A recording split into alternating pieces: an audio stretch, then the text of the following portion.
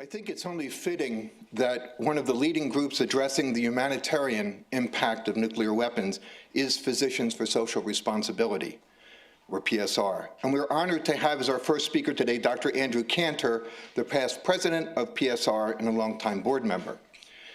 Dr. Kanter has been involved with nuclear issues since he was a student in the 1980s, where he founded a campus chapter of, was it then IPPNW, or International Physicians for the Prevention of Nuclear War, which has now known today as Physicians for Social Responsibility. As I say that, I'll do a quick shout out to the fact we have another student group here today, Our Nuclear Future group, which is a number of SGI students that are here. So listen well, with Dr. Kanter, we have a great example of someone who started in his, took the reins in the student years. That's why they're here. Thank you. So, Dr. Kanter is director of Columbia International eHealth Laboratory and an assistant professor at Columbia University School of Medicine in New York. He has spoken about the humanitarian impact of nuclear weapons at the United Nations and before many faith communities. Today, he is speaking with us, and we are honored to have him. Please welcome Dr. Andrew Kanter.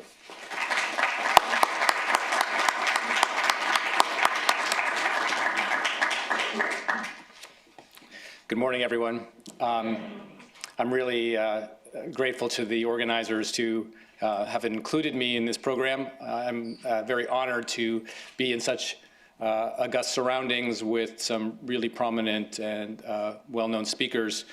I feel a little strange being up here, but I think it's entirely appropriate for physicians to be speaking about this issue with the faith community, because it's both physicians in the faith community that are called on to provide meaning when there's suffering and to provide healing when things are broken.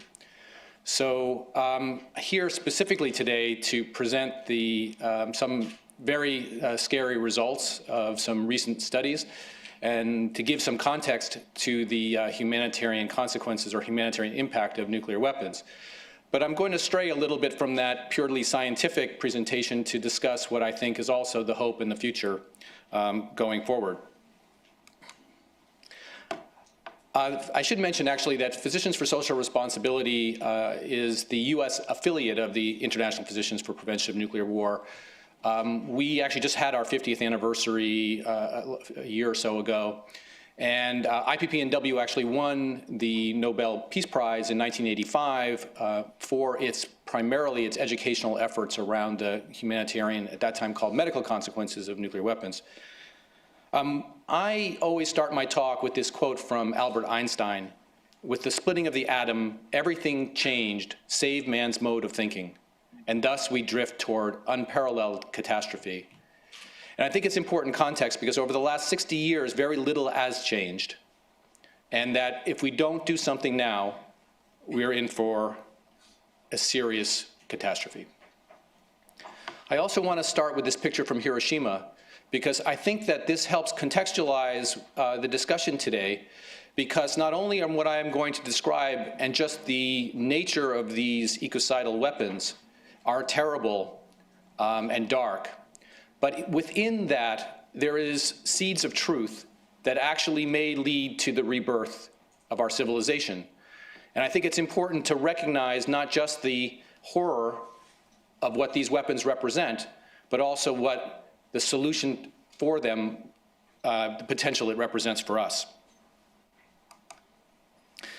I'm going to talk a lot initially about this report that was initially published by the Physicians for Social Responsibility and IPPNW in 2007, which describes essentially the humanitarian impact based on food and agriculture of a limited nuclear war in South Asia.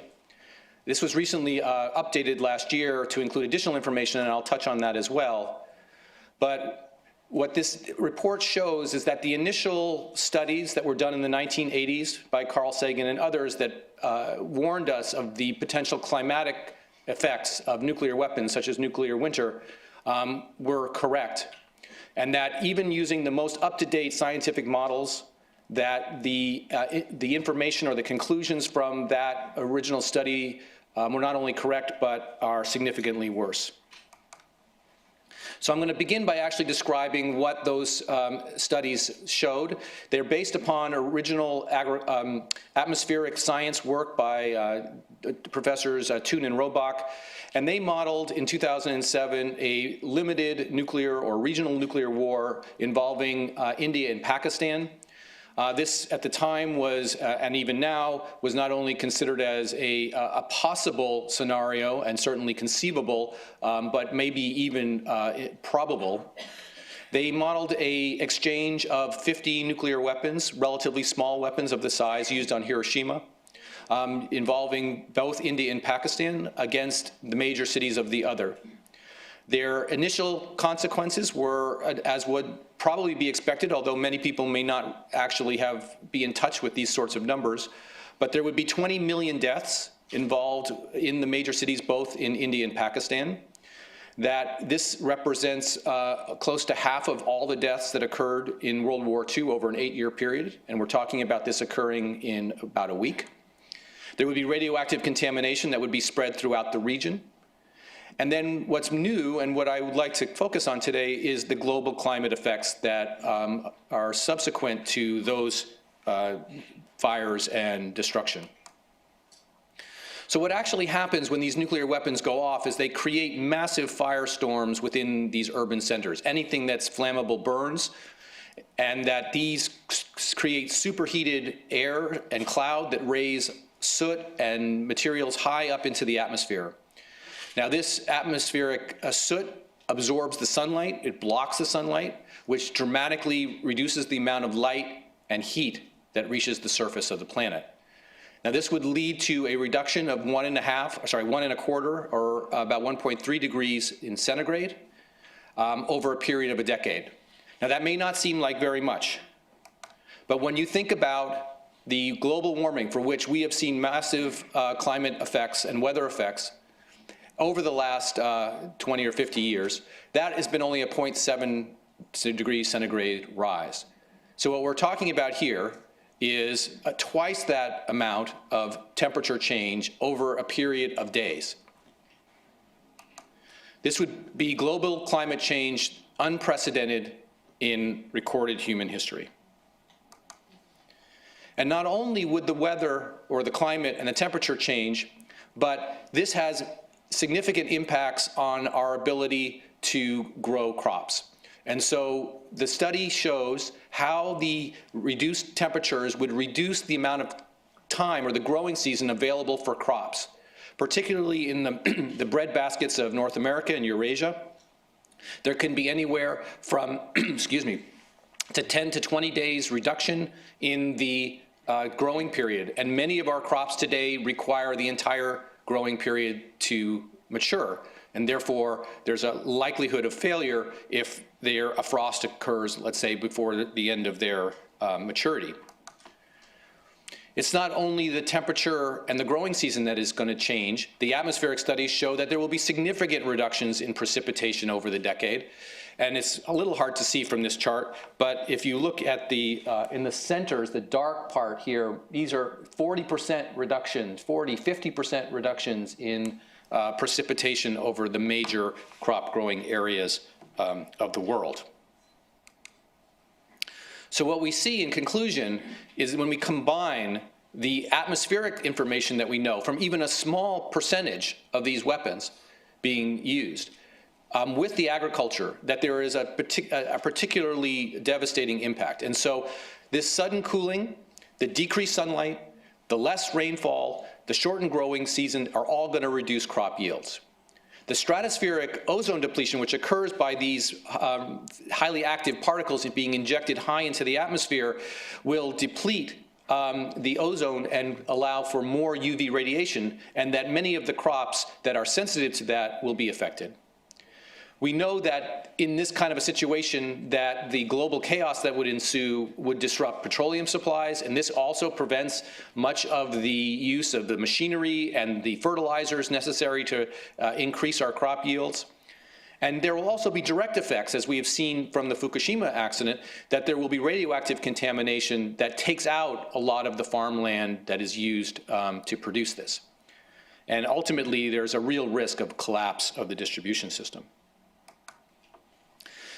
The studies in 2007 and then more recently involving the same climate scientists and others demonstrated initially that they were looking at particularly corn and soybeans in the United States and rice, the prominent crop in China. And what we see is that there would be an immediate fall in production over the first year, and that there will be significant reductions in crop yields over the decade. The recent study involved some new information from Zia and other colleagues who looked not just at the original set of crops, but also at China's second and third largest crops, the corn and wheat. And what they were surprised to find, actually, was that the effect on those crops was even greater than the effect on the ones initially. And this has a significant implication for the results of the study. So originally, there was thought to be little impact on China because although there was a 10 to 20% reduction, there would be significant, reserve, and that Chinese society would be able to reorganize. But when we now look and see that it's including these other major crops, what we find is that their potential reserve, or the ability to respond in this populous country, would be reduced significantly. And therefore, we now have to include China as a potential victim of the starvation and malnutrition that would occur by this. So the original study looked at the number of people, nearly 750 million, or more than 750 million people on this planet who are currently malnourished, who are not getting significant or sufficient enough calories to lead productive lives. In addition, there are about 300 million other people who are living in countries like in Southeast Asia that are highly dependent on exports of food from these countries that would be massively affected. So what we see is that a 10 to 25 or even a 30% reduction in food production over a decade puts this entire group at risk. And if you combine that with the market turmoil that is likely to happen, the hoarding, the rise in food prices that typically accompany these kinds of shortages, many more people would be unable to afford or have access to food. And if we include China in this, what we recognize is really the entire world would be impacted. And the study concludes that this could lead to 1 to 2 billion people who would die from starvation alone from a regional exchange of nuclear weapons that occurred in a far off land. Small number of weapons, 0.5% of our current arsenals. So these findings do require a fundamental change in our thinking about nuclear weapons. First, we must understand that it is not only the arsenals of the United States and Russia that pose a global threat, but smaller nuclear powers like India and Pakistan threaten not only each other, but all of humanity. Second, we have to look at the much larger arsenals of the United States and the Soviet Union in a totally different way. One Trident submarine in the US arsenal, its 24 missiles, 96 warheads, so approximately the same number of weapons in the scenario I just described, each one 20 to 30 times more powerful than the weapons that were described in the scenario. So one nuclear submarine in the United States fleet would be able to bring about this global climate catastrophe, killing 1 to 2 billion people. And the United States has 14 Trident submarines. Now, people have rightly recognized that we've done a lot of work in reducing nuclear weapons since the peak in the 1950s. However, even under the most rosy of circumstances, under the New START agreement, which allowed a little bit over 1,500 weapons apiece, if we use the same scenarios and suppose that there was either an accidental or intentional release of nuclear weapons, what would the effects be? And whether we're talking about fear of nuclear weapons over the Ukraine, or an accidental use of them because of failure of our command and control environments or just simply an accident, what would happen? Well, instead of 5 million tons of soot and debris being launched into the upper atmosphere, we're now talking 150 million tons. This would create so much soot that it represents the nuclear winter scenario that was discussed in the 80s. So this reconfirms those results. What it shows is that there are massive reductions in temperature, an average not of 1.25 degrees, but 8 degrees in centigrade over the decade. There are areas of the United States and the Soviet Union where there are 30-degree reductions in centigrade, in temperature. The Earth has not experienced temperatures of this cold since the coldest part of the last ice age. It is very conceivable and likely that not only would all agricultural production stop, but that most of human life would die, and probably most of all life on the planet. So this puts us at a crossroads. We ultimately have to make a decision. We can no longer remain on the path that we are on and expect there to be a different outcome from the direction that we are heading. It is inevitable that if we do not remove these weapons from our societies, that eventually they will be used, and we will not survive.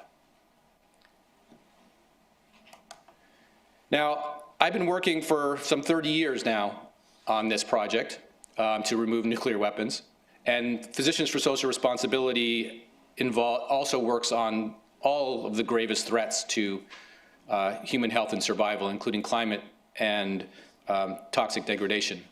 And it really struck me when my son was born a couple of years ago that we don't have the time and the luxury. The president may have said that it wasn't in his lifetime, but when I look at my son, it is going to be in his lifetime, because there is no alternative. He is going to face the consequences. We're already facing the consequences of what climate change has done to this planet. So there is no luxury of time here. We must act, and we must act now. But I think there really is hope, and I'm going to spend the last few minutes, I hope, in proposing a framework together that we may take forward. I think it is possible to safely and sustainably live on this planet. We can eliminate nuclear weapons and redirect the $105 billion that are spent on them annually to solving our other problems. I think that if we remove nuclear weapons alone, in isolation, we will not have saved this planet. There are many things lined up that are going to kill us. We have to figure out how the elimination of nuclear weapons will, as I mentioned before, change our way of thinking in such a way that we set up the consequences of solving the other problems. So these critical issues of nuclear weapons, climate change, poverty, toxic degradation of the environment, they're not going to be dealt with easily. All of us must play our part. This is not about the 99% and the 1%. This is about the 100%. This is not about non-nuclear weapon states or nuclear weapon states. This is about all states. We have got to find a solution where we all work together to ensure our survival. We have to find a way of using our spheres of influence to change the level of discourse. There is no discourse now. The hostility and the arrogance between us, we are not talking to each other, we're talking past each other. We have to find out a way to reach out to all people and to change our way of thinking and find positive solutions. And I'm going to propose a couple of ethical principles, given our context today, that I hope might be a start. And they're really just proposals. I'm going to propose 3 principles and potentially 3 practices that each one of us can use to take this process forward. One on a personal level, one on a community level, and one on a global level. I guess you could say this is my prescription for survival. On a personal level, I think the principle is one of respect, recognizing the inherent equality of all people and of all life on this planet. We have to respect each and every one of us. We must learn to love ourselves first, and then expand that compassion to everyone else. We have to recognize that we are each products of 13.5 billion years of evolution. We are success stories, every one of us. Our ancestors all had to have survived for us to be here. So we're in a way all miracles. And this means that we have to talk to one another in a different way. We have to accept ourselves and accept others and come to resolution of our conflicts without violence. On a community level, I think the principle is one of interdependence. Science has taught us just how interdependent our systems are, whether it's our food production, as I've described, whether it is our economies, which we frequently talk about, even the air that we breathe, we are highly integrated. So the purpose or the practice is one of altruism and generosity.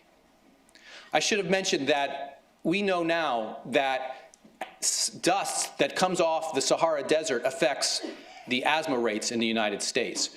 We know that diseases, whether it's SARS or Ebola, neglect national boundaries and affect many people.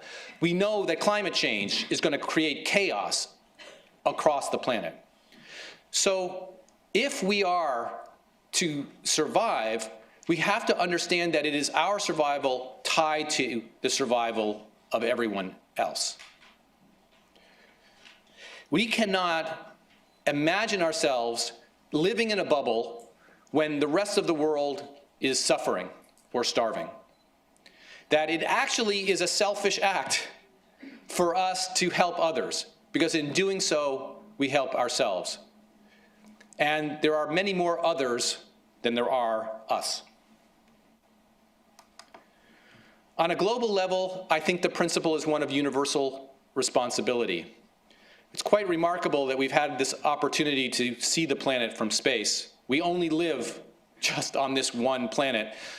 I think Rusty Schweiker may have said it best when the Apollo astronaut, when he was looking out at the planet from the capsule, and he said that anything that he cared about, all art and music and people that he loved, and anyone that he ever would love was on that blue and white speck that he could cover up with his thumb from the window.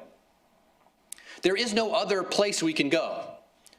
And I don't know if you've seen, and I probably should have included a picture, when you look at the Earth from the side, the amount of atmosphere and life on this planet is like a thin, thin speck. It's like the thickness of a balloon around the center air. We have very little space on which we have to live. And so what this really tells us in some ways is that our responsibility is not just to ourselves and our generation, but to all future generations. It's like the Native American proverb that says we do not inherit this planet from our grandparents, we are borrowing it from our grandchildren. So the practice we must have is one of restraint. We cannot consume the way we have been doing. It is absolutely necessary for us to balance what our needs are with those of the future. Now, these principles and practices are, I think, a foundation for a dialogue amongst all of us on how we can survive. But there are some practical things that I would also advocate for. I think it is essential for us to become informed, to be educated not only about the problems and the humanitarian impact of these weapons, which are so terrible, but we also need to understand what the solutions are and be able to speak to the solutions and the hope. We cannot make the same mistake we made in the 80s, which was to scare everyone to death, but not solve the problem. We can advocate for a ban on nuclear weapons and eventually a convention eliminating all weapons of mass destruction. You can sign the abolition or humanitarian impact petition, and Martin Fleck, who's our security director from PSR, is here today with that petition. You can be part of the larger solution. You can advocate for reducing our carbon footprint and switch to sustainable and renewable energy sources. And you can live more healthily and sustainably for the benefit of the planet and all future generations. Now, I started this talk with a quote from Einstein that showed what was our predicament, that we had to change our way of thinking if we were to survive. We have not changed that way of thinking. We are at a tipping point. This is the time. We have an opportunity. And I'd like to end with another quote from Einstein, which I think does cover this for us. A human being is part of the whole called by us universe, a part limited in time and space. We experience ourselves, our thoughts, our feelings as something separate from the rest. It's kind of an optical delusion of consciousness. This delusion is a kind of prison for us, restricting us to our personal desires and to affection for a few persons nearest to us. Our task must be to free ourselves from this prison by widening our circle of compassion to embrace all living creatures and the whole of nature in its beauty. I think this is our task. It's PSR's task, it's IPPNW's task, it's SGI's task, it's our diplomats' task, it's the students' task, that we must take this on. And we can be seen as a force that will be so powerful that it will overcome whatever darkness and inertia and inevitability of our destruction that we see. If there are 7 billion people on this planet who have, by either inaction or doing small bad things, have led us to this crisis, it only takes each one of us doing one small thing on a daily basis in the right direction, 7 billion people doing the right thing, to immediately turn this thing around. And we do not have the luxury of time. Every day is borrowed time, and for my son's future and all of our sons and daughters' futures, let's do this. Thank you. So, yes, thank you. There actually, I'll just take it. Jonathan, yes? When, would you be kind enough to make a YouTube of this that we could all post? Because I thought your presentation was compelling, clear. You could cut it down by 20% to get it on YouTube. Yep. It is anyone could understand it, and the closing quote is so perfect. So I would urge you to do that, and we will post it, and I hope others will post it as well. So the question was whether or not we could actually take this presentation, tighten it up a little bit, and make it available on YouTube and for wide distribution, and GSI and others would make it available. We have a not only is this being web streamed right now, but there will be versions of this video that will be made available, and we will certainly do that. And I'll take maybe one more question as we have our distinguished speaker here. Yes? Yes, you mentioned the India-Pakistan hypothetical war might kill 1 to 2 billion people from starvation alone. Has anybody dared to make estimates of what would happen if there were a US-Russia war, or is that just too unknown? So I might not have been, so the question was whether this scenario that was described involving 0.5% of the arsenals in India and Pakistan killing 1 to 2 billion people could compare, or how would it compare to a US and Russia war. I might not have been totally clear in my presentation, but the scenario that I described at the end, which involved the 1,500 weapons allowed to the US and Russia under the New START agreement, was that scenario. There wasn't much purpose in actually calculating the numbers because there would be no agricultural production across most of the northern hemisphere for a decade.